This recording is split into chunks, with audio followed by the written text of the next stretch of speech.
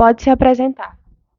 Boa tarde, meu nome é Hilda, eu sou mãe de duas filhas, uma de 16 anos que tem síndrome de Down e uma de 18 que é estudante de jornalismo, que vai ter um futuro brilhante. E eu também sou professora do estado de Pernambuco. Eu quero começar indagando sobre a sua visão prévia. Antes da gente explorar o conceito de patriarcalismo, você considera a sua família, a família em que você era filha, uma família patriarcal? Sim, sim, sim. Minha família é uma família patriarcal, porque o grande provedor da família, aquele que era o chefe da família, era o meu pai. Minha mãe sempre foi a segunda pessoa. Meu pai era quem trabalhava, meu pai era um agricultor, mas era ele quem trabalhava, quem provia a família e ele era quem ditava todas as regras da minha casa. Todas, tanto para nós filhos quanto para minha própria mãe. Você pode descrever mais a fundo como era essa relação do seu pai com a sua mãe? Era assim, meu pai e minha mãe acordavam, vou dizer mais ou menos como era o dia a dia deles, né? Eles acordavam muito cedo, minha mãe ia para a cozinha organizar o café dele, ele tomava o café e saía para trabalhar. E aí ela ficava em casa responsável pela organização da casa, pela limpeza da casa, pelos afazeres domésticos e por cuidar dos filhos. Então, a partir do momento que meu pai saía, ele ia limpar a casa, organizar o almoço, que ele voltava para casa para almoçar e organizar todas as tarefas que os filhos tinham que fazer, porque cada filho tinha uma tarefa em casa para cumprir. E aí, chegava a hora do almoço, meu pai chegava e nós só sentávamos à mesa depois que ele chegava, depois que ele se organizava, né? E aí ele chegava, ele tomava um banho, ia para a mesa, nós íamos com ele, mas eu sempre observava que o prato maior sempre era dele. Tudo era primeiro para ele, depois para a gente. E nós aceitávamos isso porque foi assim que nós fomos educados.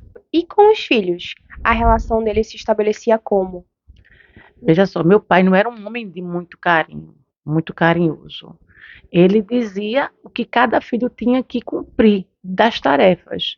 E aí, acredito que a preocupação dele era colocar a comida em casa, comprar roupas, porque nem brinquedos nós tínhamos, né? Nem tinha dinheiro para fazer isso.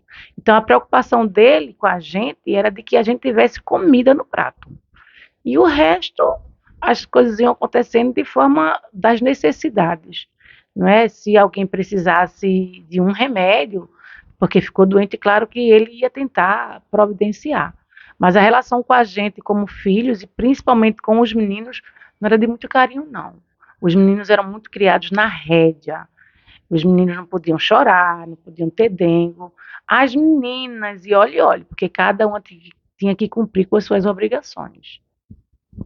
Essa criação dos seus irmãos homens e das suas irmãs mulheres e até a sua, teve uma diferença especificamente por causa do gênero de vocês, então?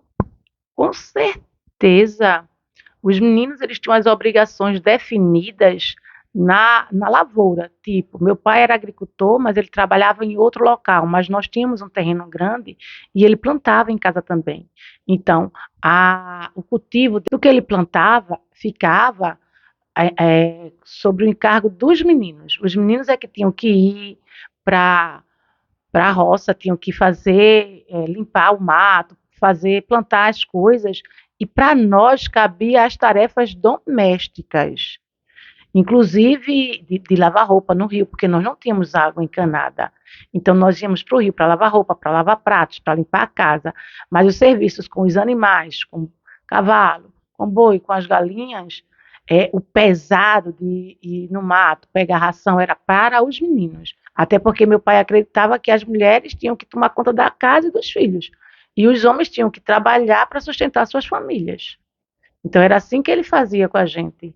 E ele não era muito carinhoso, não, porque se um de nós, principalmente os meninos, não cumprissem com a obrigação que ficaram, as obrigações que ficaram pré-definidas, o bicho pegava. Meu pai não era muito de alisar, não. Ele batia e batia valendo. Dando um pequeno salto temporal agora, na sua relação com o meu pai, hoje ex-marido, acredita que tenha tido influência desse patriarcalismo na família? Com certeza, A mãe do meu ex-marido, não é, do pai das minhas filhas, traz isso muito enraizado. Eu lembro que uma vez, eu sempre trabalhei, eu sempre, desde que eu, antes de casar, eu já trabalhava, então eu sempre tive minha independência financeira.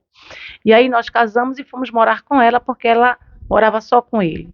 E certa vez ela disse para mim que se visse ele lavando um prato, quebraria o braço dele, porque ele não foi educado para lavar prato nem para varrer uma casa, não. Mas acontece que eu trabalhava fora.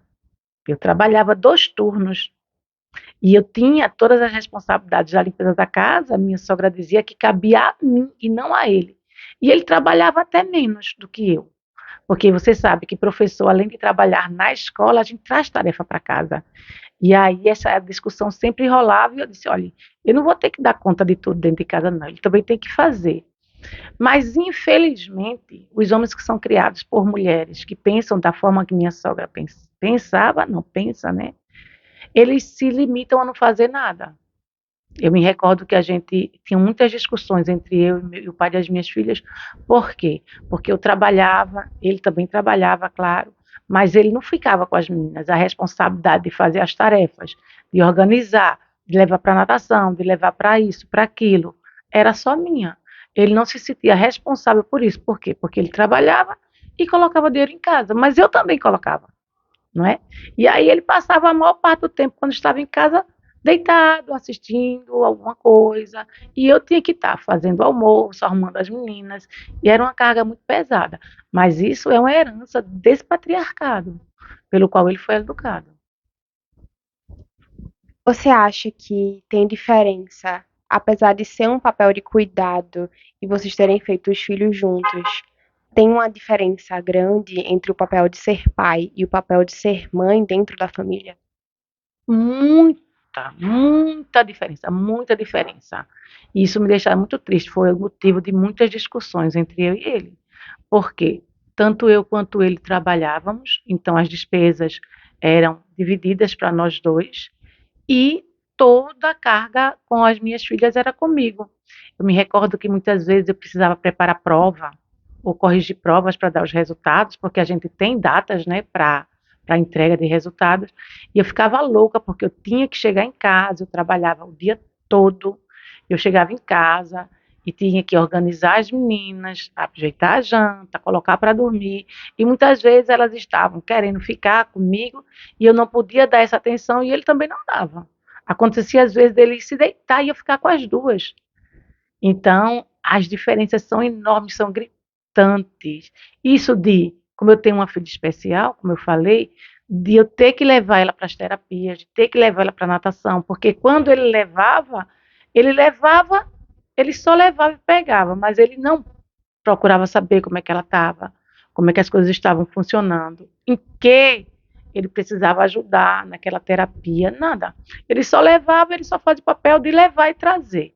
O papel de chegar, sentar com as terapeutas, conversar e saber onde a gente podia atuar para melhorar o rendimento dela, por exemplo, não acontecia. E das vezes que eu pedia para ele fazer as atividades com a minha mais velha, né, com Fernanda, ele nunca fazia direito. Então, às vezes, ele fazia as tarefas erradas e eu tinha que refazer, por quê? Porque ele não dava conta. E aí tudo era comigo, tudo, tudo, tudo. Dando mais um pequeno salto temporal, mesmo que com o tempo a minha geração ela tenha trabalhado nessa desconstrução maior dos estigmas, você acredita que a gente ainda carrega essa influência do patriarcalismo? Com certeza. Inclusive, muitas vezes a gente tá todo mundo numa casa, por exemplo, a gente saiu para umas férias com toda a família. E na família, né, tem meninos e meninas, tem moças e rapazes.